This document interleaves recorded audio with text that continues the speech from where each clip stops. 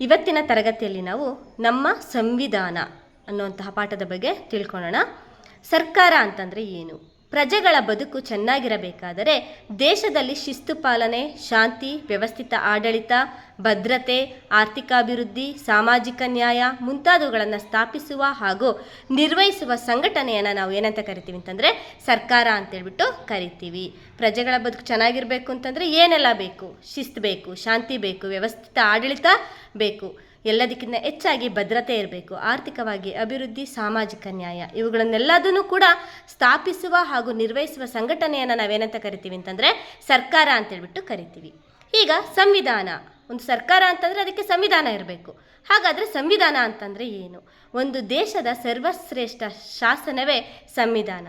ಒಂದು ದೇಶದ ಸರ್ವಶ್ರೇಷ್ಠ ಶಾಸನವೇ ಸಂವಿಧಾನ ಅಂತೇಳ್ಬಿಟ್ಟು ಕರಿತೀವಿ. ಹಾಗಾದರೆ ಈ ಸಂವಿಧಾನದ ಬಗ್ಗೆ ಕೆಲವು ಮಾಹಿತಿಯನ್ನು ನೋಡ್ತಾ ಹೋಗೋಣ.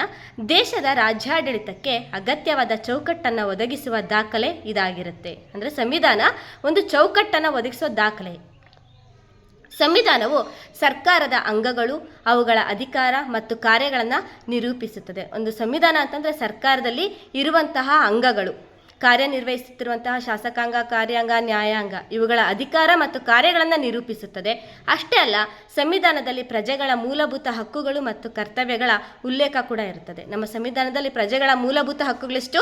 6, ಕರ್ತವ್ಯಗಳು 11, ಉಲ್ಲೇಖ ಇದ್ದೇ ಇರುತ್ತೆ. ಅಷ್ಟೇ ಅಲ್ಲ, ಎಲ್ಲ ಚುನಾಯಿತ ಸರ್ಕಾರಗಳು ಸಂವಿಧಾನ ಚೌಕಟ್ಟಿನಲ್ಲಿಯೇ ಕಾರ್ಯನಿರ್ವಹಿಸತಕ್ಕದ್ದು.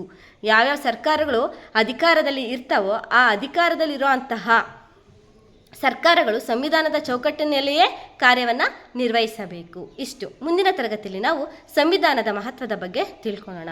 ಧನ್ಯವಾದಗಳು.